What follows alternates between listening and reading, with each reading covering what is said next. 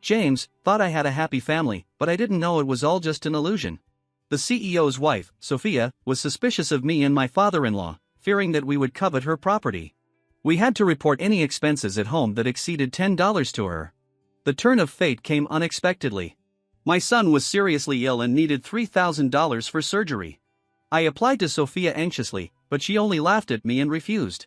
"You are really unscrupulous in order to get money. Wait until you send me your son's death notice, and then we can talk." At that moment, my world seemed to fall into endless darkness.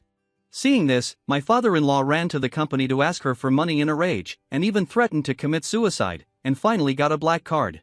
However, on the way back, my father-in-law was accidentally involved in a car accident and was knocked more than 10 meters away.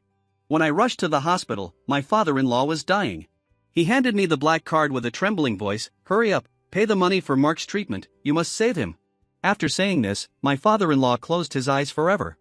I suppressed my grief and hurriedly took out my card to pay for my son Mark's surgery, but when I got to the counter, I found that there was not a penny in the card. Before I could recover from this despair, Sophia called me. "It seems that I have spoiled you too much. Now you are teaming up with my father to lie and force me to pay." Fortunately, I had foresight and prepared a few empty cards with no credit limit in advance. As a lesson, from now on, your living expenses will be reduced by half, and all activities of my son will be cancelled. The son eventually died in the hospital because he had no money to treat his illness and missed the opportunity for treatment. When I was handling the funeral for my father-in-law and son, I saw the updates posted by Sophia's secretary David. The photos showed a luxury villa worth $500 million and the high-end dresses worth tens of millions that the father and son wore. The accompanying text was to thank the boss for the luxurious gift and such a big birthday surprise for me and my father. I felt mixed emotions and left a comment. "Congratulations, you are a happy family of 3, and you will be a family from now on." Inside the funeral home, the mixed smell of incense and disinfectant was so oppressive that it made one breathless. The staff slowly approached and handed me 2 sandalwood boxes, with a look of pity in his eyes. "My condolences." The wooden box was very light, so light that it seemed as if it contained not the whole of my son and father-in-law, but a wisp of smoke that was about to dissipate. As soon as I picked it up, my cell phone suddenly rang. It was Sophia's phone. I pressed the answer button with shaking hands. Before I could say anything, I heard her roaring angrily. "James, are you crazy? What nonsense are you talking about under David's status? David has been feeling guilty because of your comment. He has an excellent performance at work, and the company cares about excellent employees. What's wrong with me giving him a gift and spending his father's birthday with him? You apologize to him immediately, otherwise, you won't get a penny for the medical examination fee and living expenses next month." I thought my tears had dried long ago, but after hearing these words, my eyes couldn't help but become sore again. Sophia, who is obviously a billionaire CEO with 3 listed companies, is so stingy with her family. My son has been in poor health since he was born and often goes to the hospital. I asked her many times for more money to supplement his nutrition, but every time I got her aggressive and disgusted scolding. In the huge mansion, she was reluctant to hire a servant, so she asked me and my father-in-law to clean every day. My father-in-law worked hard to raise her, but he couldn't enjoy any of the blessings of a daughter. He wore the same clothes for more than 10 years and had no money to buy new ones, so he always ate hamburgers and pizza with us. Over the years, my father-in-law's health has been getting worse and worse. The annual medical examination fee for the whole family is my last bottom line. Now, in order to please her secretary, she even uses this last bottom line to threaten me. When I think of my son's serious illness, I desperately begged her to take out $3,000 for my son's surgery, but was ruthlessly rejected. As a last resort, my father-in-law dragged his old body to her company and threatened her with his life to get the money. Perhaps he ran too fast, and unfortunately got into a car accident when he came back. He held on to his last breath and finally waited for me to show up and put the bank card in my hand. My father-in-law didn't know until he died that there was not a penny in the card he got with his life, and his grandson couldn't be saved. Before my son died, he kept asking me over and over again, "Dad, why didn't Mom come? Is it because I was not good and she doesn't want me anymore?" Until he closed his eyes completely, my son didn't wait for his mother to visit him. Both my father-in-law and his son left the world with regrets. Looking at the 2 urns in my arms, I could no longer suppress the anger in my heart. Apologize? It's impossible in this life. You killed both your son and father-in-law, are you satisfied? Keep those expenses for yourself to burn in the underworld. Sophia, you will not die a good death. After saying that, I pressed the hang-up button fiercely to cut off the roar on the other end of the phone. After leaving the funeral home, I was exhausted both physically and mentally. I hailed a taxi on the side of the road and lay down in the car to rest. The bright light reflected from the posters on the street lingered in the corners of my eyes. I turned my head to look out the window, and everywhere I looked were pictures of David and his son. The driver saw that I was staring at the posters outside the window, so he talked to me and explained, "Young man, don't you know? All the billboards in the city tonight are this father and son. Did you see that young man? He is the secretary of the president of the Sophia family group. All of this was done by Ms. Sophia. Today is the secretary's father's birthday, and all of this is to make the secretary happy." I finally understood that Sophia did all this to celebrate the birthday of her secretary's father. She had never celebrated birthdays for our real family members. She had completely forgotten the birthdays of her own father and son, but she remembered other people's fathers' birthdays clearly and celebrated them lavishly. It was really ridiculous. Seeing my dazed look, the driver continued to talk to himself. The news is now on the hot search, and the discussion on the internet is heated. Everyone says that Ms. Sophia is a husband-loving demon. I opened my phone with trembling hands, and the first hot search showed the title: "The president of Sophia Family Group spent a huge amount of money to hold a luxurious birthday party for the future father-in-law." Clicking on the link, the comment area was full of blessings and envy. Ms. Sophia hasn't gotten married yet, but she's already trying to please her father-in-law. David's father is so lucky, and he will enjoy the good days in the future. Ms. Sophia is beautiful and rich, and she is so considerate to her boyfriend. David is so lucky, I envy him. The harsh comments hurt me. The driver's voice came again. "I heard that Ms. Sophia started preparing for the citywide feast a long time in advance.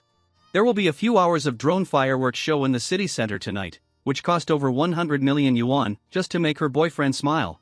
Rich people are really different. They are so generous to celebrate their future father-in-law's birthday. It's really a fairy tale love." The driver was still nagging and praising their love, but I didn't want to listen anymore. After all these years of marriage, she has always kept our relationship hidden from others. She never mentioned me and my son. She even despised her father for his humble origins and never wanted to acknowledge the existence of her biological father. All of us are like stains in her life, and cannot be seen in the light. Her preference for her secretary is well known to everyone. She even tried hard to please other people's fathers in order to please him. What is the value of all the efforts and the kindness of my father-in-law in raising me over the years? Outside the car window, the smiling faces of David and his son were still playing on a loop on the huge LED screen. My pale face was reflected on the car window glass, which was out of tune with the hustle and bustle outside. I met Sophia because of my father-in-law. The year I graduated from college, I came to this strange city alone to work hard. But as soon as I left the train station, my wallet was unfortunately stolen. I sold all my belongings and rented a house for a few $100s. But for a month in a row, I was repeatedly rejected in job hunting, and all the money I sold was spent. Life once pushed me to despair. Because I couldn't pay the rent, I was kicked out by the landlord. My parents died early, and I had no family to help me, so I could only sleep under the bridge with my luggage. Later, I had a high fever and had no money to buy medicine. On the way out to find a job, I unfortunately fell on the street. It was my father-in-law who rescued me and brought me home when he was picking up garbage. He bought me medicine to treat my illness and made a bed for me in the small room, which helped me get through the most embarrassing period. At that time, Sophia was a sophomore student with poor grades and she skipped classes every day to surf the internet. In order to repay my father-in-law, I offered to help Sophia with her homework and help her graduate successfully. After a few visits, we gradually became familiar with each other and had more and more common topics. On New Year's Day, she confessed her love to me, and I agreed and bent down to kiss her. When my father-in-law knew we were together, he smiled from ear to ear and tears welled up in the corners of his eyes. He held my hand and said, "Son, this will be your home from now on. Dad will treat you well for the rest of your life." At that moment, I felt that I had a family and found my true home. After graduation, Sophia chose to start her own business.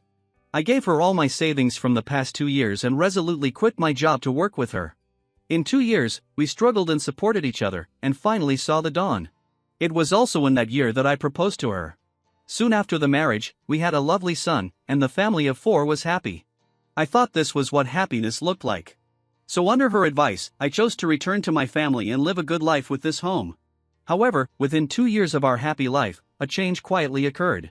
As our career became more and more successful, Sophia also became more and more concerned about her reputation. She began to despise my father-in-law and me for our humble backgrounds and our lack of temperament and conversation.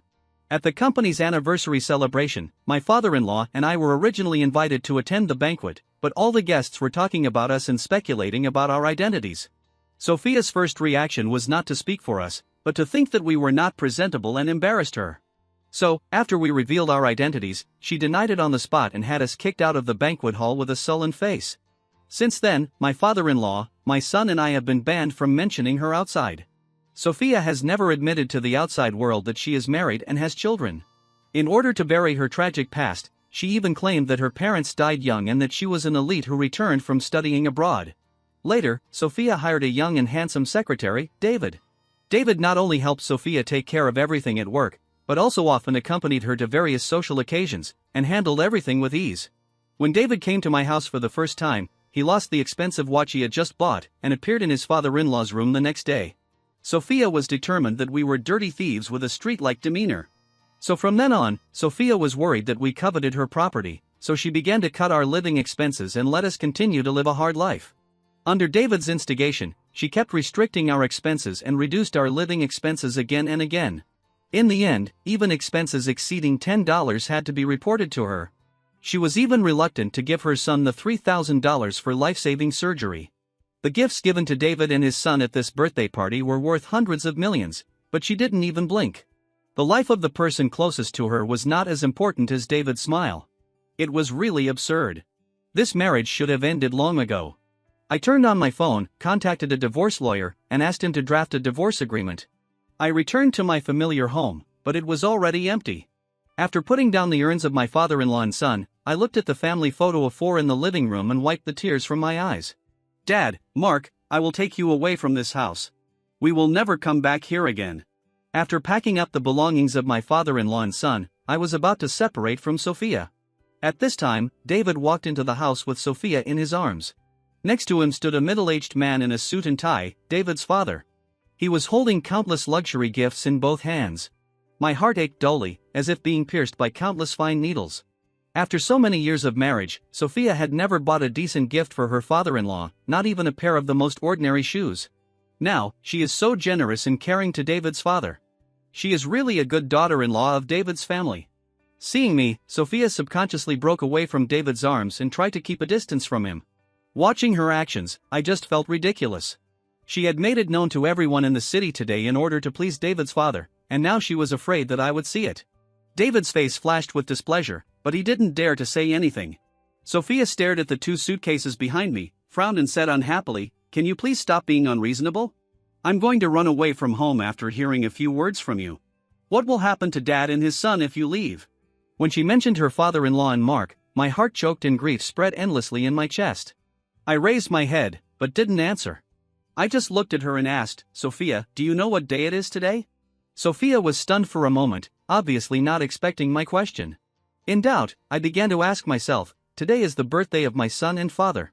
But you completely forgot that you spent a lot of effort to hold a birthday party for an outsider and let the whole world know about it, but you are indifferent to your own father and son." Hearing this, Sophia's impatient attitude eased a little, and a guilty look flashed in her eyes, but she quickly regained her composure. "They celebrate birthdays every year, so this one doesn't matter. At most, I can make it up to them in a couple of days." Then she glanced around and frowned and asked, "Where are Dad and Mark? Where did they go? Why aren't they at home? Are you angry just because I forgot their birthdays? Dad is really something. He's so old, but he's still jealous like a child. And son, you've led him astray, and now he has such a bad temper." My father-in-law and son had to endure her groundless accusations even after they died. Looking at the woman in front of me, I finally gave up on her and said calmly, "Sophia, let's get a divorce. I'll give it to you in 2 days, and you can just sign it then." I glanced at David and his son beside her and continued, "So that you and your family of 3 can be together, and you don't have to suffer anymore in the future." Hearing this, David and his son's eyes burst into ecstasy, and they couldn't even hide the joy on their faces. Sophia was stunned for a moment, her face suddenly changed, and she grabbed my arm and said angrily, "James, are you crazy? Do you know what you are talking about? Just because I don't give you money, you want to threaten me with divorce. Even if you don't want to live with me, are you willing to leave your father and son?" When I heard Sophia mention her father-in-law and Mark again, I was overwhelmed with grief. If she hadn't refused to pay for her son's surgery, how could he have died? If her father-in-law hadn't run out to ask for money, how could he have had a car accident? I shook her hand off and shouted, don't use dad and son as an excuse. You are the one who has no right to mention them. Dad and Mark have been killed by you. Sophia, you killed 2 lives, you will definitely go to hell. Pa! A slap landed hard on my face, and the burning pain spread instantly. I staggered and held onto the suitcase in my hand, barely able to stabilize my body. A fishy sweet taste filled my mouth. Sophia was also stunned after the fight, her hands frozen in midair. She stammered for a long time, and just when she was about to come forward to check on me, David grabbed her arm, his tone full of gloating. Mr. James, don't blame Ms. Sophia for being angry, who told you to curse your father-in-law and son to death for no reason. This is too vicious. David's father saw his son speak and added fuel to the fire. He cursed his father-in-law and son to death. If I had such a vicious son-in-law, I would never rest in peace until my death. Sophia came back to her senses and snorted coldly as if she had finally found the stairs. Seeing the family photo in my hand, David suddenly smiled knowingly and said jokingly, I understand. You know that Ms. Sophia loves her son the most and is the most filial. You deliberately took the 2 of them to hide outside, preparing to use a sad drama to force her to bow her head. After hearing what David said, Sophia was furious and said, Dad and son have really learned bad things from you. Hurry up and bring them back. I don't have the energy to deal with you guys. I squeezed my eyes shut and said in agony, Dad and Mark will never come back. After hearing what I said, Sophia was furious. She snatched the suitcase from my hand and said in a cold voice, Since you insist on taking them away from home, don't even think about taking a penny from home. I want to check these 2 suitcases. I was shocked by Sophia's shamelessness and responded angrily, You are so strict about our spending, how can I take the money from home? This is just my personal belongings. Seeing my emotional fluctuations and my refusal to check, Sophia became more and more certain that there was something inside. She looked at me sarcastically and said, You don't have any money at home, but every piece of stuff in your home is worth tens of millions. How do I know you didn't secretly sell off the furniture at home? If you are really honest, why don't you dare let me check it? David and his son also echoed my words, and were sure that there was something precious in my suitcase. Seeing that she was determined not to let me leave until she saw the treasure, I finally compromised and opened the password box. The first safe was opened and it contained my daily necessities, as well as my son and father-in-law's belongings. It was ridiculous that all the belongings of 3 people could only fill 1 suitcase. When Sophia saw the things, she said with certainty in her eyes, Sure enough, you took my father and son away from home to force me to compromise. James, you are really unscrupulous. As she said that, she squatted down, checked one by one, and took out her son's peace locket and her father-in-law's favorite Buddhist string. David, didn't you say you wanted a blessed peace locket as a pendant? This one is blessed, I'll give it to you. Uncle, didn't you say you wanted a Buddhist string? This one is also blessed, I'll give it to you. The 2 of them happily took it and thanked him. I wanted to snatch the things back from them. This is the peace locket Mark was born with, the most important thing to him. This Buddhist string is the only relic of my father-in-law. But Sophia held me back and didn't let me touch them. She was anxiously protecting David and his son, but she didn't notice how hard she held me. My forearm immediately turned red. She didn't let go until I cried out in pain. But the next second, a crisp sound was heard, the sound of the peace locket breaking. Then, the sound of the Buddha beads scattering all over the ground. The string was broken. David smiled triumphantly, but pretended to be innocent and said, I'm sorry, Mr. James. My dad and I were too careless. Both of them are broken. Seeing the provocation in their eyes, I could no longer control my anger. I rushed over and started fighting with them, shouting, You 2 beasts, I'm going to kill you. I wanted to take further action, but was stopped by Sophia. She said in a harsh tone, Are you crazy enough? Why are you so angry about these 2 bastards? If you keep acting like this, don't blame me for being rude to you.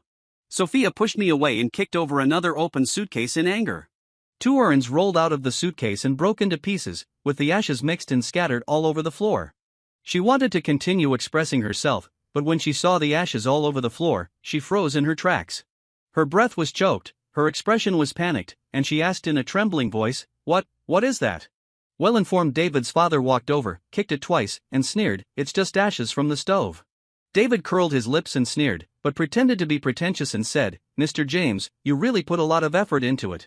In order to make it look realistic, you even used fake ashes.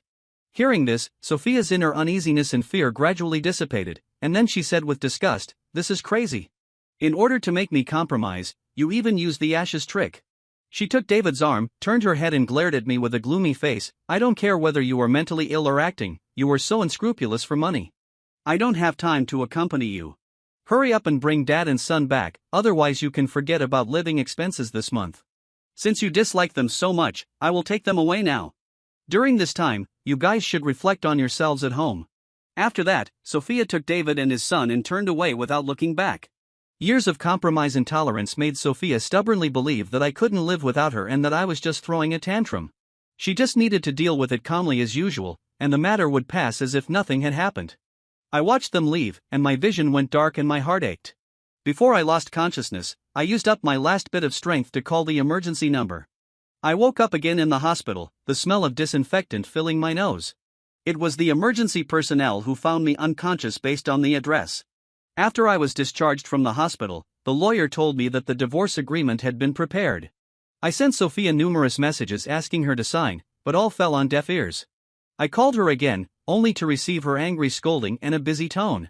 In desperation, I had to take the divorce agreement prepared by my lawyer and go to the company to find her. This was my first time stepping into this place in so many years, but I was told by the front desk that I could not enter without an appointment downstairs of the company. I'm Sophia's husband, your president's husband. The receptionist's smile froze, and then she looked me up and down, with a flash of contempt in her eyes. Sir, our Miss Sophia is single. If you want to get in bed, you should find a better reason. I've seen a lot of men like you. Don't be so shameless, and leave now. Several employees around us heard our conversation and laughed. Who is this man? How dare he pretend to be our CEO's husband? He must be another money-crazy guy. Just as he was about to ask the front desk to help him make a phone call, a man in a suit and tie, with an imposing manner, strode over with great momentum. It was David's good friend Robert, who was also a senior executive of the company. He walked up to me, without saying a word, grabbed my arm, and dragged me out. I had just been discharged from the hospital, and I was weak and had no power to resist. He just dragged me out of the building, and I stumbled and fell to the ground. You dare to mess with David? Are you tired of living? He is the future husband of the president of Sophia Family Group. Someone like you is not even worthy of carrying David's shoes. I will teach you a lesson for him today. I struggled to stand up and defended myself. I am the president's husband. David is just a gigolo who interferes with other people's families. But he only laughed at me more crazily. You are worthy of being the president's husband? You are still dreaming. He had laughed enough, his face darkened, and he turned his head and winked at the security guard behind him. Several burly security guards immediately surrounded me and approached me with ill intentions. Fear filled my heart. I trembled as I took out my phone from my bag and pulled out my marriage certificate and wedding photos. I really am Sophia's husband. If she knew you guys treated me like this, she would never let you go. But they didn't even look at it. Their phones were snatched away and thrown to the ground. Not only do you have delusions, but you're also arrogant. It seems that if I don't teach you a lesson, you won't know how high the sky is or how deep the earth is. As he said that, he waved his hand back, and everyone rushed forward, punching and kicking like raindrops. The intense pain made my eyes go black, and I curled up on the ground, and soon I was powerless to fight back. I was beaten to a bloody mess and was dying. Robert didn't intend to let me go. Instead, he grabbed my hair and lifted my head up. Then he took out a folding knife from his pocket and pointed it at my face. You are a pretty boy who relies on your face to destroy other people's feelings. Now, I've destroyed your face. Let's see how you can seduce other people's girlfriends. My heart was beating like a drum, but I still mustered up the courage to say, I am your CEO's husband. If your CEO knew, he would never let you go. Robert sneered, a hint of resentment flashed in his eyes. Really? Then let's see what punishment I will get if I destroy you. As he said that, he slashed the folding knife towards my face, cutting it again and again. The sharp knife cut across my cheek, and the burning pain almost suffocated me. Blood dripped along the dagger and meandered down my neck. My vision gradually blurred and my consciousness began to fade. As I was dying, I suddenly heard someone yelling frantically, CEO. The CEO was coming. As I was losing consciousness, I saw a familiar figure running towards me in a panic. Like a drowning person clinging to a life-saving straw, I used all my strength to pull at her trouser leg. Sophia, tell them that I am really your husband. The executives and the security guards froze in an instant. The men who had been ferocious just now turned pale. They obviously didn't expect that I actually knew Sophia. With just one word from Sophia, my identity would be proven, and no one would attack me again. I saw Sophia slowly squat down in my expectant eyes. I struggled to raise my hands, thinking that she was going to help me up and take me away. However, she just leaned close to my ear and said in a cold tone, James, don't think you can fool me by playing this trick. Put away your clumsy tricks. I felt like I was falling into an icy cave. I looked at her in disbelief. The blood in my body seemed to freeze and despair spread throughout my body. Sophia stood up and announced to everyone, "This man on the ground has nothing to do with me." The security guards who were still fearful just now immediately regained their previous arrogance. "Did you hear that? Miss Sophia doesn't know you, a lunatic. You dare to pretend to be the president's husband. You are really tired of living. Today I will teach you a lesson and let you know who you can't afford to offend." They no longer had any scruples, and their attacks were more brutal and vicious than before. Severe pain instantly swept through my body. I curled up and tried to protect my head, but it was no use. There was a sharp pain in my ribs, and my internal organs were displaced. I felt my consciousness becoming increasingly blurred, and a mouthful of blood spurted out, and the smell of blood stimulated my nerves. I used up my last bit of strength, raised my head, and screamed at Sophia at the top of my lungs, "Sophia, you allowed your adulterer to hurt your husband, and killed your son and father. You are so vicious and heartless that you will not die a good death." After saying that, another large mouthful of blood gushed out, and my eyes went black. I could no longer hold on, and I fell to the ground and completely lost consciousness.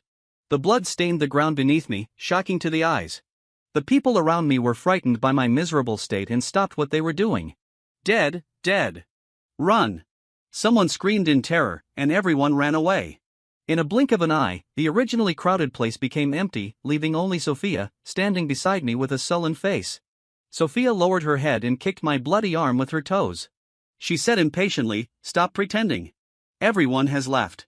The show should be over. Hurry up and get up. Don't embarrass yourself here." However, I still kept my eyes closed and did not move. Sophia finally realized that something was wrong. The impatience on her face gradually faded, replaced by a trace of panic.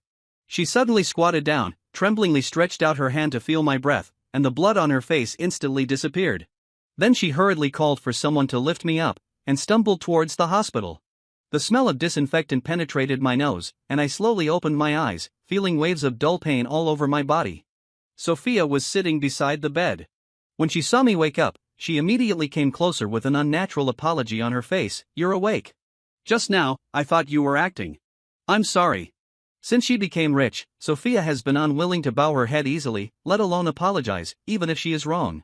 If it were before, I might have immediately said it was okay, but now, her apology is no longer necessary. I struggled to sit up, but the wound was pulled, and I gasped in pain. Sophia quickly came forward to support me and carefully put a pillow behind my back. "No need. I've brought the divorce agreement. Once you sign it, we'll have nothing to do with each other anymore." I pointed to the bag on the bedside table and motioned for her to take out the agreement. Sophia's expression, which had just relaxed, suddenly turned gloomy again. She stood up abruptly, with suppressed anger in her tone. "Have you had enough? You have been alone at home for so many years, without a job and no income. How do you support yourself and your children? Don't say such things again in the future." After a pause, she walked to the other side of the bed with her back to me, and her tone softened a little. "Where are Mark and Dad? Why haven't they come home yet? I'm not making a fuss." I took out the file bag from the bedside table, pulled out the divorce agreement, and handed it to her calmly. "My son and father-in-law are both dead, so please sign it. From now on, there is no need for me to stay." The voice was very soft, but it instantly ignited Sophia's anger. Sophia slammed the agreement in my hand to the ground and roared, "James, don't think I dare not hit you. For the sake of divorce, you actually cursed your father-in-law and son. It's so vicious. Since you are a patient now, I won't bother with you, but don't push it. I won't let my son live in a divorced family. Don't even think about divorce." After saying these words, Sophia turned and left. But I didn't want to tangle with her anymore, not even for a second, so I tore off the 4-needle in my hand and forced myself to chase her out. But when I reached the lobby, grabbed her arm, and my eyes accidentally swept across the LCD screen next to the elevator, I froze. The introduction of the hospital's investors was playing on the screen, and at the top, the 3 characters Sophia were written. My mind went blank and my body began to tremble uncontrollably. Sophia was actually the largest shareholder of this hospital. I raised my head suddenly, staring at Sophia, my voice trembling. "Is this your hospital? This is your hospital? Why? Why didn't you save your son? Why?" A fishy sweet taste welled up in my throat, but I couldn't stop my tears. It was such a joke that he died in his own hospital because he had no money for treatment. Sophia was stunned by my sudden questioning, and a flash of impatience flashed across her face. "James, What are you crazy about? This is a public place, can you please stop making trouble? At this time, a doctor in a white coat passed by. She paused and seemed to recognize me. Hey, you are not. You are the father of the child that day. It's such a pity. Please accept my condolences for the matter of your father-in-law and son. Sophia's face turned pale, and she finally realized something was wrong. She grabbed the doctor's arm and said, "What are you talking about? Who died?" The doctor pointed at me and said in a heavy voice, "It was this gentleman's child and father-in-law." The child's condition was very serious at the time, and we tried our best to save him, but because we couldn't raise enough money to save his life, we missed the best time for treatment. I remember that the hospital helped this gentleman and his father-in-law call their family members, but they all hung up. In the end, we couldn't get through anymore. Sophia looked pale, stared at the doctor and asked, "What about the old man?" The doctor sighed regretfully. He said he was going to find a way to get the money, but ended up having a car accident. Alas! Impossible, this is impossible. Sophia grabbed the doctor's collar and lost control of her emotions. My son will not die, and my father will not die either. Tell me, what benefits did you receive from him? Why are you talking nonsense here? I raised my hand and slapped her hard. Her face was tilted to one side and she looked at me in disbelief. You don't believe it, right? Then go check the surveillance footage and see how I begged you on the phone when I was holding Mark at the door of the emergency room that day. See how Dad begged you to answer the phone. I screamed at the top of my lungs, my emotions completely broken down. I couldn't hold back my tears any longer. They burst out. The death certificates are in my bag, go and see for yourself. It was you who killed them with your own hands, you watched them die without helping. What were you doing at that time? You were buying a mansion for David's father to celebrate his birthday. It was you who killed them for money and for your face. What qualifications do you have to pretend to be innocent now? Just a little bit, they could all survive. I couldn't bear it any longer and sat on the ground crying. Impossible, this is impossible. Sophia's body shook, refusing to accept all this. She turned around and stumbled away. When the text message of the divorce agreement came in, Sophia thought it was just another unreasonable act by James and blocked the number. Later, when she ran into James downstairs of the company, she watched coldly and thought he was acting again, so she denied knowing him in public. It was not until James vomited blood and fell to the ground motionless that Sophia panicked, hurriedly called for someone to lift him up, and rushed all the way to the hospital. In the hospital, the doctor's words were like thunder, roaring in Sophia's ears. Both father and son were gone. How could this be possible? She staggered back, her eyes went dark, and she couldn't believe that all this was true. She rushed to the monitoring room like crazy, trembling and asking for the surveillance video. On the cold screen, a scene that made Sophia regret for the rest of her life was played. She saw James rushing into the hospital with Mark in his arms, wandering helplessly at the door of the emergency room. She saw James begging her on the phone, but was coldly rejected. Then the scene switched, and her father was pushed into the emergency room, covered in blood and dying. His father stuffed a bank card into James' hand, and with the last bit of his strength, he urged him to save Mark, then his hand fell weakly and he slowly closed his eyes. Off-screen, Sophia covered her chest in pain, having difficulty breathing. On-screen, the scene continued to play. James took the card and ran to the payment window crying. His already grief-stricken face completely lost its luster after learning that the balance was insufficient. After that, James called her number again and again, but no one answered.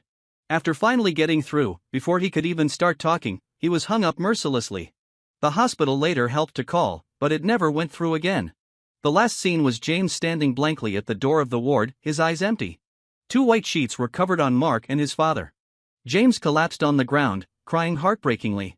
The scene ended, and Sophia slumped down in a chair, covering her face with her hands, sobbing in pain from between her fingers.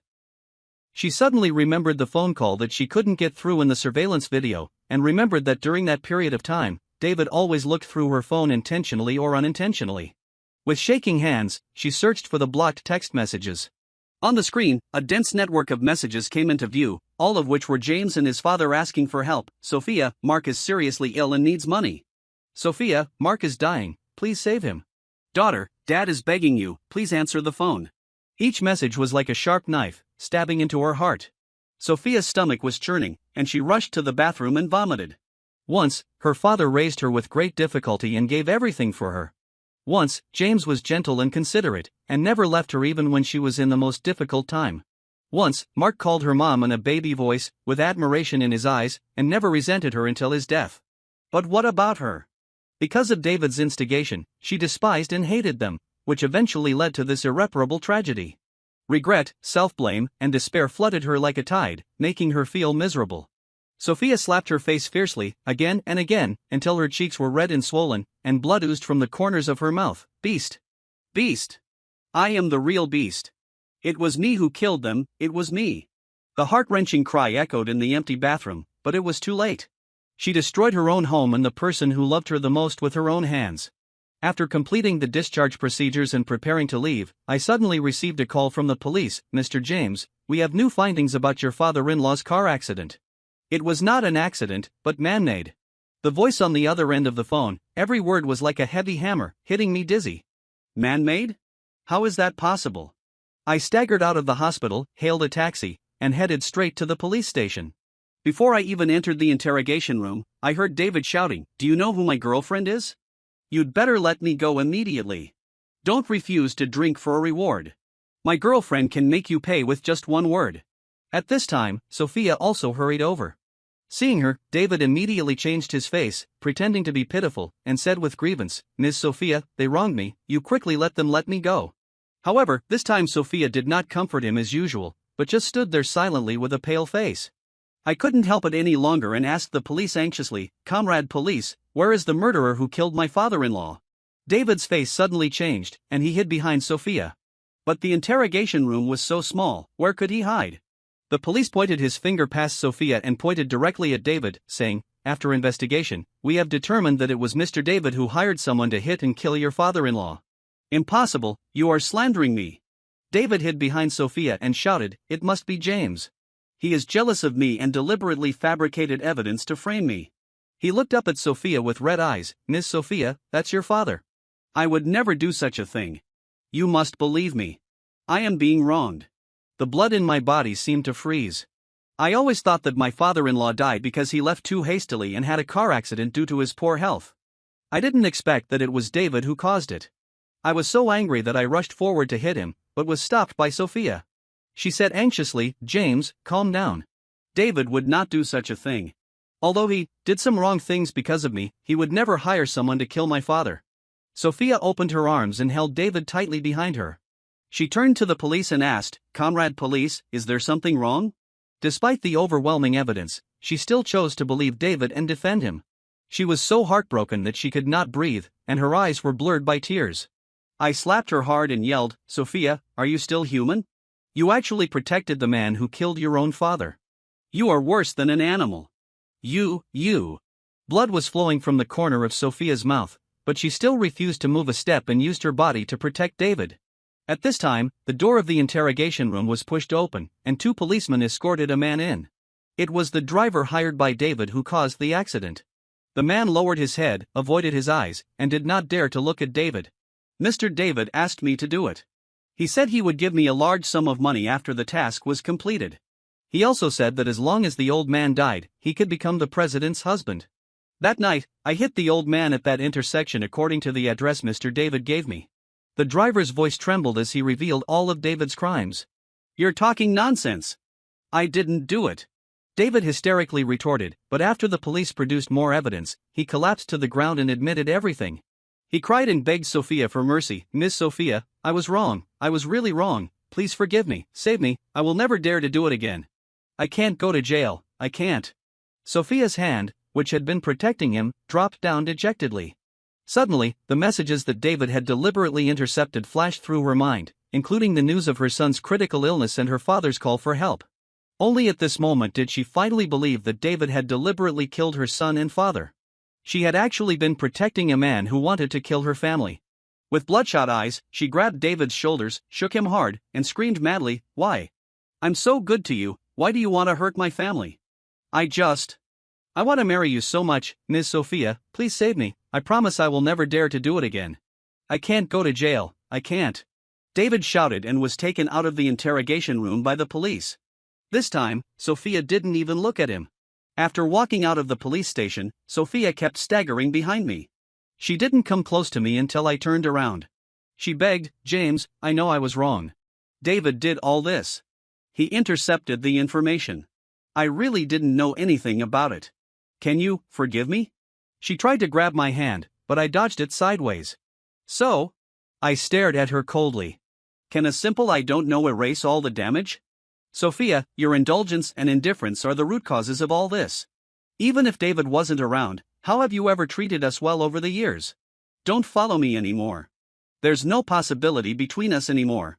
She stood there in a daze, watching me turn and leave, the color on her face fading little by little. The next second, the person who always attached great importance to face, suddenly, without any warning, thumped, kneeled heavily on the ground on the street, hugged my legs, and begged, "James, I know I was wrong, I am sorry for you. I shouldn't ask for your forgiveness, but Dad kept saying before he left that he hoped we could be happy. We can start over and have another child. I swear, I will treat you well and will never let David go. I really know I was wrong, please, give me another chance." She spoke incoherently, tears streaming down her face, crying like a helpless child. But I just felt sick.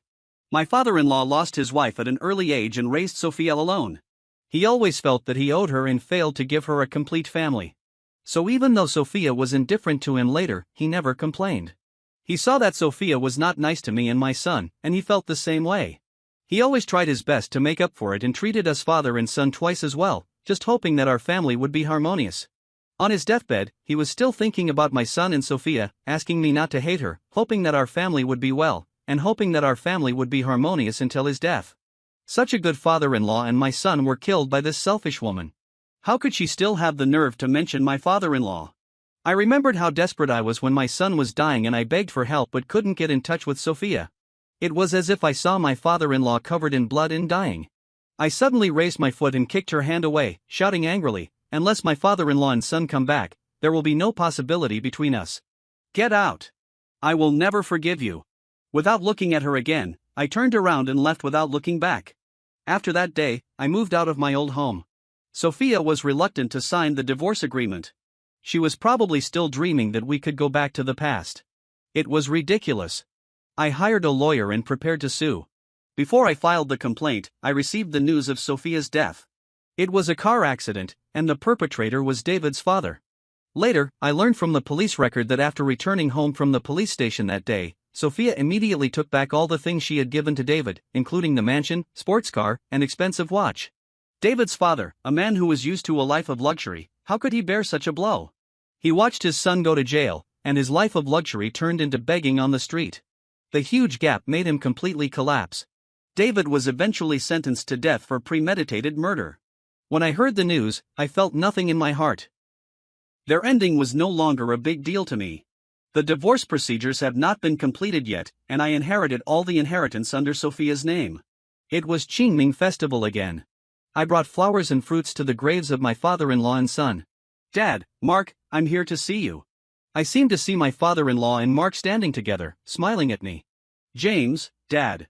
We are leaving now, you must live well."